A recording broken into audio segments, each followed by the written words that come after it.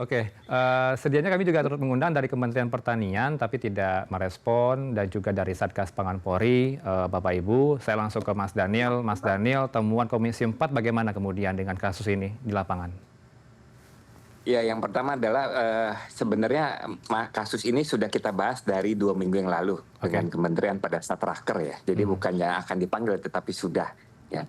Oke. Dan tentu kita berharap semua tindakan kecurangan itu harus ditindak tegas ya. Tentu dengan bukti yang jelas dan sesuai dengan peraturan yang ada ya. Baik. Tetapi tidak cukup adanya penegakan hukum, kita juga perlu mendorong adanya reformasi tata niaga dan transparansi. Sehingga hal ini bukan hanya semata-mata menjadi tanggung jawab kementerian, tetapi juga melibatkan seluruh ekosistem pengawasan pangan dan tata kelola distribusi, termasuk beberapa kementerian terkait ya, Kementerian Perdagangan, Satgas Pangan. Karena itu kami juga mendorong adanya penertiban menyeluruh terhadap rantai pasok dan distribusi beras dengan melibatkan lintas kementerian, termasuk pemerintah daerah serta aparat penegak hukum. Lalu perlu didorong adanya pembentukan tim audit independen nasional yang bertugas memeriksa ulang seluruh sistem pengawasan mutu beras. Sebenarnya bukan hanya mutu beras, tetapi memang hal yang menjadi sumber pangan Indonesia, masyarakat kita ya, untuk mencegah praktek-praktek manipulasi yang terus berulang seperti ini. Yang tadi saya sampaikan, jangan-jangan bukan hanya beras, seluruh barang konsumen yang beredar itu semuanya oplosan itu. Oke. Kemudian Pak Amran memberikan alasan tidak kenapa kemudian kasus ini lolos dari pengawasannya, Mas Daniel, dan kenapa bisa terjadi? Ada berapa merek beras yang ditemukan di lapangan? Itu yang kita pertanyakan, apakah memang kasus oplosan ini baru terjadi sekarang? Apa sebenarnya sudah berlarut-larut dari dulu terjadi? Kenapa baru sekarang diungkap? Dan ya itu memang menjadi salah satu bukti bahwa pengawasan pencegahan kita ya masih sangat lemah ya. Sehingga memang kita perlu merevisi menyeluruh terhadap regulasi, misalkan pelabelan produk pangan, termasuk sistem sertifikasi mutu pangan untuk mencegah ruang manipulasi yang terjadi terus berulang. Kemudian berapa merek beras yang sudah ditemukan di lapangan, pengakuan dari Kementan?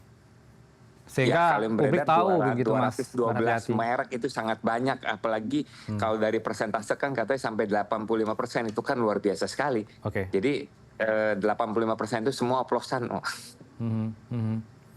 Ini berawal dari kasus di ini ya Mas ya, di gudang Kecamatan Cikesal, Serang, Banten.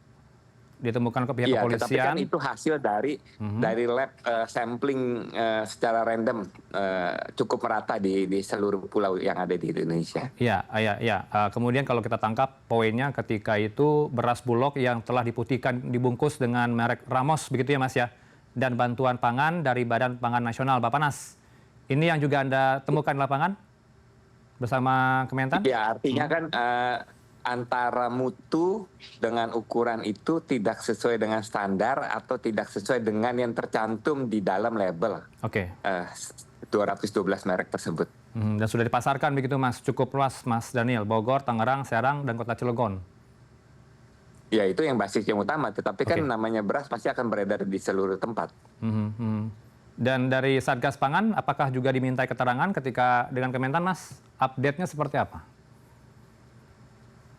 Nah, kita dengan Satgas Pangan belum, ya. Tetapi memang kita langsung mendapat penjelasan dari Badan Pangan Nasional, termasuk dari Kementerian Pertanian. Oke, saya langsung ke Mbak Eliza. Mbak Eliza melihat fenomena ini nampaknya sudah lamakah sudah terjadi jauh-jauh hari sehingga kita banyak dikibulin oleh lolosnya pengawasan dari Kementan ini? Ya betul, memang kejadian oplos beras ini bukan hanya tahun ini saja, tapi memang sudah pernah terjadi di tahun-tahun sebelumnya. Dan memang tadi seperti yang disampaikan oleh Pak Daniel Johan, bahwa memang kita perlunya reformasi tata niaga di beras. Dan sebetulnya gini, adanya sortase dan grading beras ini kan dia adalah itu dari ciri fisik ya, misalkan butiran patahnya berapa persen segala macam. Nah, selagi misalkan produsen itu mengoplos atau mencampur beras beberapa kualitas, tapi yang penting dia misalkan patahannya itu tidak lebih dari 15%, itu masih masih masuk kategori premium. Nah, Oke. tapi kalau yang jadi masalah ini adalah ketika yang dioplos itu adalah SPHP, yang Hmm. mana itu beras untuk kalangan menengah bawah. Nah, ini kan disubsidi oleh pemerintah. Nah, Hmm. ketika beras SPHP tadi bocor dan Hmm. menjadi premium, nah ini kan jadi persoalan karena ini selain merugikan dari sisi anggaran, juga konsumen menengah bawah dan juga konsumen yang membeli beras premium karena mereka membeli tidak sesuai dengan kualitasnya, dan juga untuk masyarakat menengah bawah mereka jadi kesulitan untuk mengakses beras SPHP, dan kita tahu bahwa 80% SPHP ini kan bocor ya. Nah, jadi memang Hmm. ini yang harus diperbaiki oleh pemerintah, bagaimana agar tidak terjadi pengoplosan ini adalah distribusi SPHP-nya dibenahi, tata Oke. caranya gitu. Jadi jangan melibatkan lagi atau ya lebih banyak misalkan disalurkan oleh Bulog atau misalkan lewat Hmm. Koperasi Desa Merah Putih kalau misalkan saat ini ya sedang berlangsung gitu. Tetapi jangan sampai lebih banyak untuk disalurkan lewat swasta gitu. Karena kalau lewat Hmm. swasta lagi-lagi hal seperti ini akan terjadi lagi. Ini kebocoran yang Anda katakan tadi cukup besar, apakah ini karena memang rantai distribusi yang cukup panjang? Kalau kita lihat rantainya cukup panjang begitu, Mbak Eliza. Beras SPHP ini disalurkan dari gudang Bulog, kemudian berlanjut ke agen distributor, baru disalurkan ke agen retail, begitu ya di lapangan. Ini membuat Betul. Jadi celah kebocoran terjadi. ya, disitulah celah-celah terjadi kenapa SPHP ini tidak sampai ke penerima manfaat. Jadi memang Oke. ini harus diubah sih skema penyaluran SPHP. Misalkan Hmm. kita bisa menggunakan skema seperti bantuan pangan non tunai, jadi langsung ke keluarga penerima manfaat. Kalau misalkan BPNT ini targetnya itu untuk masyarakat miskin, Hmm. SPHP ini kan misalkan bisa untuk kalangan menengah, rentan miskin dan juga calon kelas menengah gitu, yang mana Oke. mereka sangat rentan terhadap perubahan harga terutama beras. Karena Hmm. untuk kalangan kelas menengah bawah ini mereka mayoritas pengeluarannya itu untuk bahan makanan, dan salah satunya itu komponennya beras juga. Oke, itu Jadi amat poin sangat itu poin dari Mbak betul. Eliza. Mas Daniel, nampaknya skema SPHP perlu dievaluasi ini, Mas. Ya, itu salah satu kan bagian dari reformasi tata niaga ya Oke. di Betul. bidang pangan. Hmm. Tetapi juga mungkin kita perlu mendengarkan ya dari para produsen, dari Hmm. para petani, jangan-jangan memang ada gap antara hitungan secara ekonomis ya. Hmm. Hmm. Sekarang ini kan memang kita bersyukur karena berkat dorongan pemerintah, harga beli padi, harga beli gabah di tingkat petani kan meningkat sangat signifikan menjadi 6.500 ya. Tetapi yang menjadi masalah, ini salah satu masukan yang kita dapat adalah harga eceran tertingginya nggak naik, atau kenaikan dari harga beli itu jauh lebih tinggi dari kenaikan harga eceran tertinggi di tingkat konsumen. Ya. Oke. Hmm. Nah, kalau misalkan gapnya terlalu tinggi, akhirnya memaksa para produsen, para pedagang Untuk untuk mengoplos. menyiasati. Muncullah Hmm. tindakan-tindakan pengoplosan, kalau enggak ya mereka bangkrut. Oke. Gitu. Nah, sehingga semua aspek secara holistik harus dipertimbangkan. Karena kalau misalkan pada saat yang sama demi menjalankan sesuai dengan peraturan tetapi tidak bisa jalan, akhirnya seluruh pedagang beras itu angkat tangan, Oke. ya itu juga akan menjadi masalah besar yang akan dihadapi Indonesia. Kita akan menjadi kekurangan distribusi pangan, kita akan menjadi rantai pasok pangan itu menjadi terputus nantinya. Ini sejauh ini kalau saya himpun ya Mas ya, pemerintah ini menaikkan HPP. HPP ini harga pembelian pemerintah, HPP begitu ya disebutnya. Sebesar kalau saya himpun datanya 47% ya HPP GKP sejak 2023. Kemudian kalau untuk HET beras medium hanya naik 30% dan HET beras premium hanya naik 16%. Yang angka kecil. Ini yang membuat celah itu terjadi ya. Sehingga penggilingan pun menjadi tutup.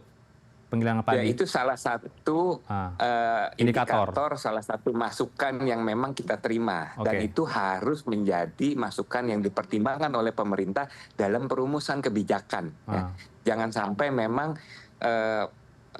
jalur industri pangan kita itu tidak diberikan ruang untuk hidup.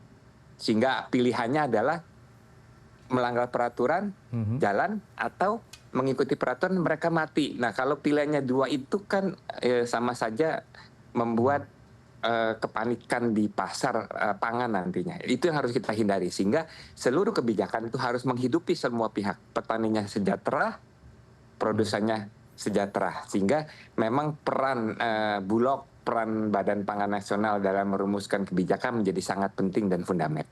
Oke, direspon Mbak Eliza, HPP GKP nampaknya ini masih menjadi catatan sehingga ada celah di situ untuk melakukan oplos beras.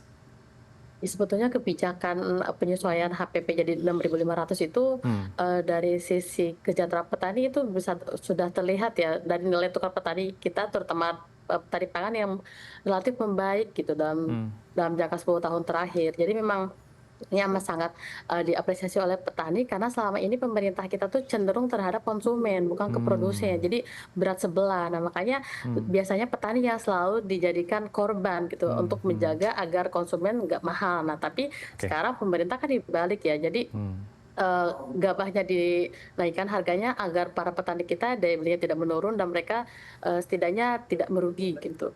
Dan tapi dampaknya kan nanti konsumen harus ada penyesuaian kan karena bahan baku gabahnya tadi naik. Nah sebetulnya kalau kita telusuri mendalam ya akar persoalan kenapa harga beras kita relatif mahal bahkan 2,5 kali lipat dibandingkan di Vietnam itu karena memang dari sisi biaya produksi padi kita tuh memang mahal karena kurangnya mekanisasi di sektor pertanian. Jadi sebetulnya fenomena ada pengoplosan beras dan lain ini adalah seperti puncak gunung es karena di bawahnya tuh ada akar persoalan yang sebetulnya itu yang harus diselesaikan oleh pemerintah saat ini, mulai dari mekanisasi, terus juga bagaimana menghasilkan benih dan atau bibit yang produktivitasnya tinggi dan juga penanganan hama penyakit. Jadi sehingga para petani ini secara produksi secara volume mereka bisa bertambah gitu dengan biaya produksinya lebih efisien dibandingkan sekarang. Nah sehingga selain dari itu juga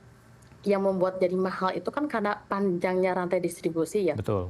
Kalau kita ingin memotong rantai distribusi, ini misalkan petani, mereka membangun RMU, Rice Milling Unit, itu di setiap desa misalkan. Mereka tergabung dalam kelompok tani atau misalkan Koopdes Merah Putih, misalkan itu bisa juga untuk menggiling gabah menjadi beras gitu. Jadi petani kita itu jangan menjual dalam bentuk gabah lagi, tapi udah jadi beras. Nah sehingga kalau misalkan dipotong distribusi tadi, para petani kita juga mendapatkan benefit nilai tambahnya lebih banyak, dan dari sisi masyarakat itu juga harganya bisa relatif lebih murah gitu.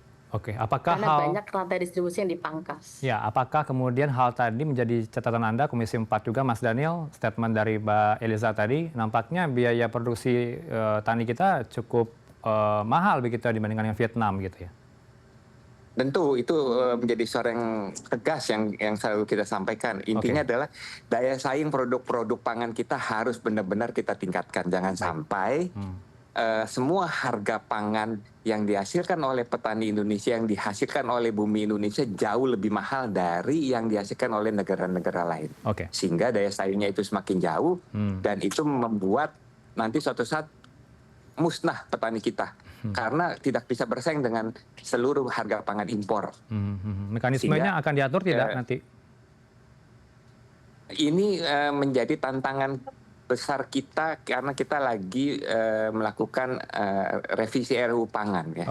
Nah, persoalan digitalisasi pertanian yang untuk meningkatkan produktivitas dan efisiensi harga pangan itu akan menjadi bagian dari masukan di RUU Pangan nanti. Apakah cukup dengan hal itu Mbak Eliza, revisi RUU Pangan, catatan Mas Daniel tadi?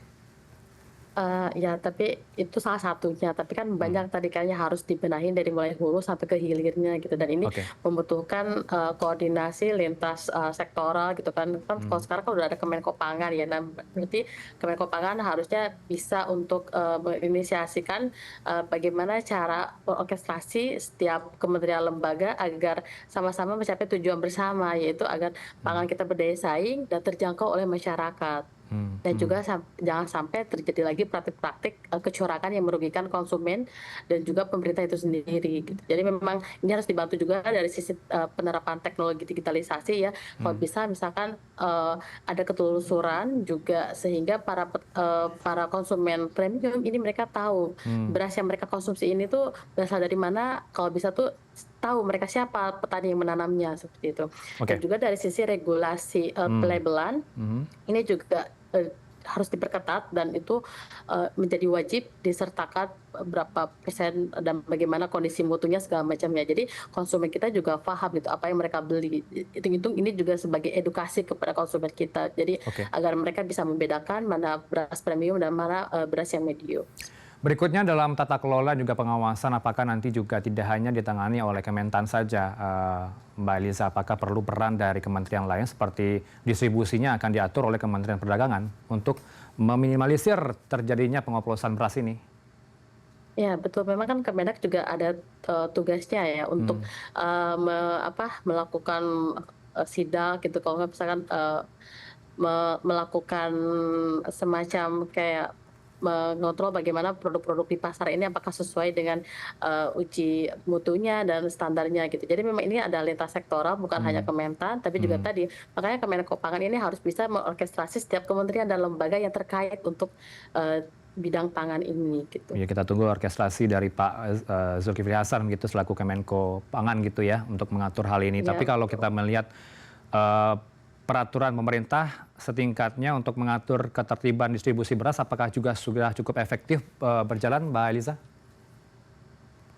Sejauh ini mungkin perlu ditingkatkan ya, dan kalau bisa membuat satgas khusus untuk anti mafia beras gitu. Karena kan saat ini baru satgas pangan doang. Nah mungkin ini nanti cakupannya diperluas untuk ditambah dalam hal pengawasannya juga. Karena selama ini kan yang terjadi standarnya ada ya, standar untuk beras premium, medium, dan lain. Tapi kan pengawasannya karena itu yang kurang gitu. Jadi memang itulah yang harus ditingkatkan oleh pemerintah. Apakah itu juga menjadi catatan Anda ke Kementerian Pertanian waktu dipanggil kemarin, Mas Daniel? Statement Mbak Eliza tadi. Ya, tentu itu kan bagian dari reformasi tata niaga. Ya. Tetapi memang sebenarnya tugas di konsumen itu lebih menjadi tugasnya Kementerian Perdagangan. Tugas Kementerian Pertanian adalah memproduksi sehingga apa yang diproduksi itu tidak lebih kecil dari apa yang menjadi kebutuhan konsumen. Nah, tetapi ya banyak orang karena urusan pangan lihatnya Menteri Pertanian. Sebenarnya sinergi antara Kementerian Perdagangan di hilir dengan Kementerian Pertanian di hulu itu menjadi sangat penting.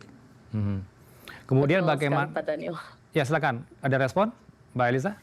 Iya betul, saya setuju dengan Pak Daniel. Jadi memang karena ini lintas kementerian lembaga, jadi memang harus Menko Pangan yang turun tangan gitu. Jadi tidak hanya fokus di Kementerian Pertanian aja. Kemudian ke Mas Daniel. Mas Daniel, bagaimana kemudian memberikan perlindungan ini terhadap konsumen dengan praktik beras oplosan ini? Apalagi mereka membeli beras dengan harga premium tapi mendapatkan kualitas rendah. Bahkan tercampur dengan varietas berbeda, beras lama, Mas Daniel. Ya, pertama ya kita juga mendorong YLKI ya untuk mengawal kasus oplosan ini, bukan hanya beras tetapi juga mengawal barang-barang konsumen yang lain. Ya. Yang kedua adalah kita minta pemerintah segera menuntaskan persoalan ini dengan cepat sehingga tidak membuat kepanikan pasar. Ya. Dalam waktu singkat pemerintah harus kembali dua hal penting. Mengembalikan kepercayaan konsumen. Yang kedua adalah mengembalikan kepercayaan konsumen terhadap produsen. Ya. Karena kalau kedua hal ini kepercayaannya tidak dikembalikan, itu akan membuat persoalan pangan kita menjadi bermasalah nanti. Ya. Apalagi sehingga ini kita jangan berlarut-larut, sehingga kepercayaan itu penting segera dipulihkan. Ya, apalagi kita sedang semangat-semangatnya begitu Indonesia swasembada pangan begitu ya, ini programnya Pak Prabowo dan pemerintah sekarang untuk selalu mengingat hal itu. Jangan sampai pengoplosan beras seiring dengan semangat swasembada pangan juga masih harus dikontrol. Kemudian bagaimana dengan ini Mbak Eliza, ke depannya apakah kepanikan warga masih terjadi untuk membeli beras premium? Takut beras premium kualitasnya medium di pasaran?